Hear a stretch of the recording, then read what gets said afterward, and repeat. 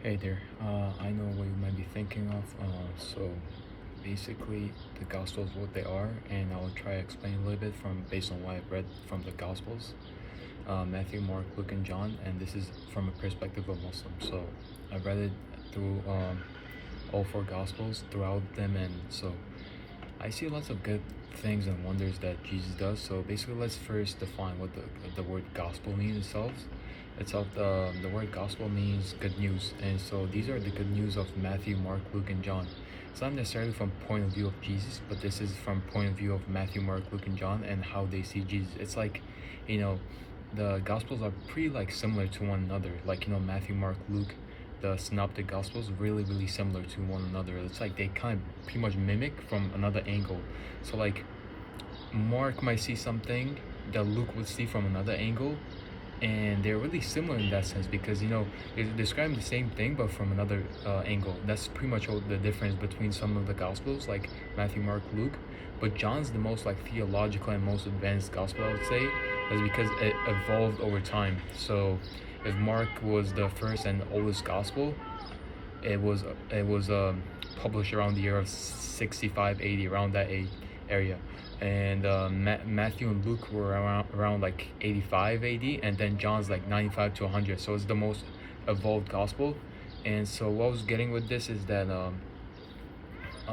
Matthew, Mark, Luke, and John get it from different angles and based on what they did with Jesus, walk around, eat, slept, and stuff like this, because they were like close followers and eyewitnesses of Jesus Christ. So according to them, this is like their testimony.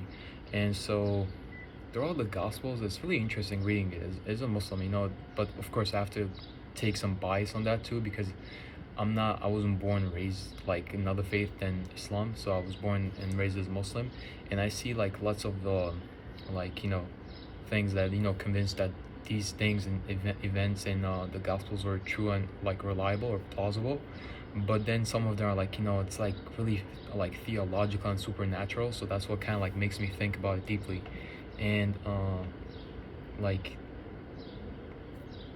I'm gonna give the example, like when Jesus like heals the people, he resurrects like Lazarus in Gospel of John. He does many different wonders and miracles.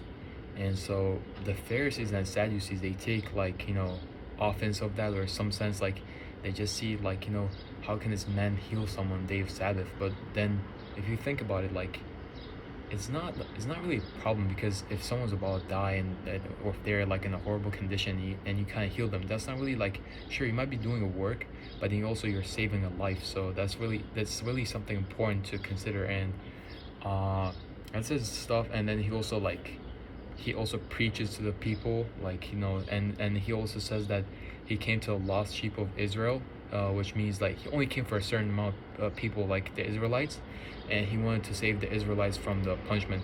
He didn't come to abolish the law, but he came to like add on to the law, according to Matthew chapter 5. And so that's something a little bit different in Gospel of Matthew compared to other Gospels, because other Gospels are slightly different, and they have a few things that might not be mentioned in other Gospels too. So that's one of the things. And I was gonna say, he challenges the Pharisees and Sadducees a lot. He heals the people on Sabbath, and the Pharisees and Sadducees see this as like a blasphemy, meaning like something like an act against God's will. And so, but he says that he pretty much does it according to his own will, and then the Father, his like assistant, basically. And so I was gonna say some more stuff about that, how he gives like parables in Matthew, Mark, Luke, the synoptic gospels. But that thing, parable, is kind of absent in Gospel of John, because you don't really see it. He's like more into like supernatural, like super into theology, like that Jesus is like the Son of God, or whatever like you want to call the Son of Man. And he's really divine, to say it sense. I'm not sure exactly why this is like super like into like Jesus claiming super like close to the Father, maybe somewhere around there, but it's not in other Gospels. But I'm not really a historian, so I wouldn't be able to tell. But this is some of the differences and common sense stuff like I've seen in Gospels. But the gospel itself, like, it's really interesting reading throughout the gospels. Like, there's many things that, that convince you to like believe some of the stuff, but then also, like, I have the bias not to believe in certain stuff, because not just because it doesn't make sense. It's just that it's like, there's no like actual like reliable evidence some of the stuff to believe other than the gospel itself. But there was also here and there some contradictions in the gospels, not even just in gospels, also like in the Old Testament, New Testament. Like one example would be in Matthew chapter 27 verse 5, where it says that and with the payment that he received, Judas went, he threw the payment, and then he hanged himself in like the rope or whatever, that he hanged himself and basically committed suicide by definition.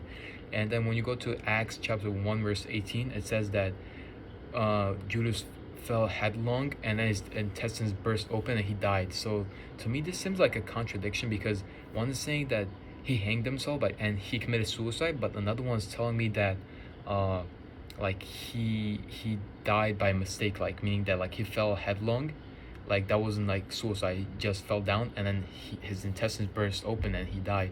So to me, this is a contradiction. But some of my like friends and the people that I talk to, like that are Christians, they say, well, this is actually he hanged himself, meaning that he committed suicide, and then later on he fell down from the tree or whatever that he hanged himself from, and then from there his intestines came out. But still, to me, this is not clear, because it should say the other verse that I mentioned, Acts chapter 1 verse 18, should say that after Jesus hanged himself, he fell down and his intestines came out, like, that. If that makes sense, because in this case, if the verse says that after he was hanged, he fell down and his intestines came out, then I'll be convinced that this is not a contradiction. But because we see that it doesn't have like the addition words in here, I would see it as contradiction, and this discrepancy is not clear to me. So I see stuff like that. But other than that, I really appreciate like most of the message of the gospel, because pretty much the same as the Quran. But and just that Jesus claims to be divine. Another thing is that we don't really believe that Jesus Christ is the Son of God. We view him as a messenger and a prophet of God. He's the Messiah, he's the Christ. He was born from Virgin Mary. We believe that he did many wonders and miracles. Like one of them was like to heal the leper, the sick, the blind. He gave life to like the dead by God's permission. We believe that he made birds out of clay, like he molded like bird shaped in a clay, and then once he breathed into it, it became like a living bird. And we believe in so many different stuff too. Like we also believe that he's gonna come back in the second coming, like to judge. He's gonna be one of the leaders, and with Imam Mahdi, and so he's gonna rule over for like around 40 days, if I'm not mistaken. And he's gonna defeat the Antichrist, that's for sure. And another thing that we don't believe is that you don't believe necessarily in the crucifixion. This is more like theological in the Islamic sense, because I know historically, like historians would say that crucifixion is one of the most like historical thing that has ever happened in antiquity.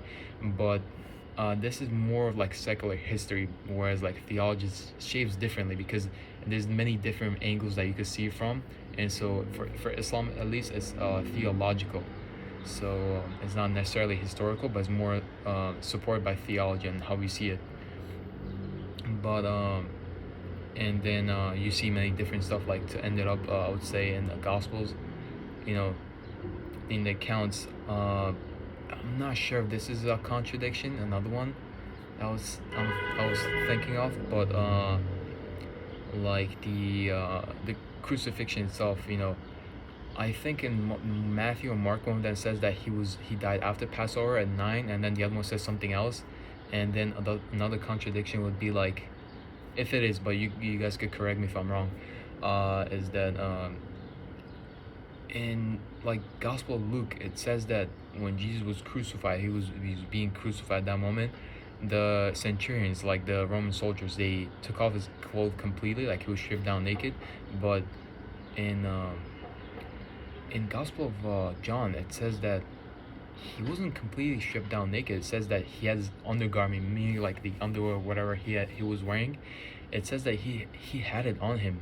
And so To me, this is sort of contradiction, but not so much because he's mostly stripped down. But then the question arises would be like the rising question would be like, was he really stripped down completely, or was he not fully stripped down, or however you want to see this? But like, it's just that I sort of see as contradictional because I don't see which way you should go with this because there's two different accounts that claim different stuff. So I don't know. I just wonder which one's more historical. But you guys let me know what you think about this video, and I hope that you learned something like slightly from this video. I don't think you learned so much, but I'll try to keep out these videos, and I hope your day is going great, and I'll see you next time.